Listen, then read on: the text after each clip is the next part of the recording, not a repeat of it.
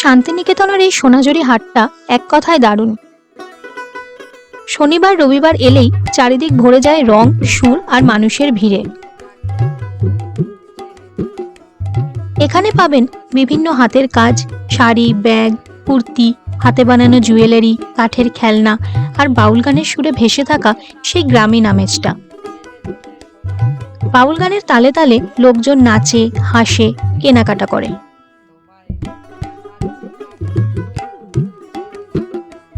এখানে এলেই বোঝা যায় শিল্প, সঙ্গীত আর প্রকৃতি কত সুন্দরভাবে মিশে গেছে একসাথে।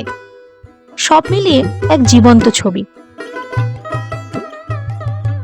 সোনাঝুরি হাটের ফুল ব্লগটি নিচে লিংক করে দিলাম, দেখতে ভুলবেন না।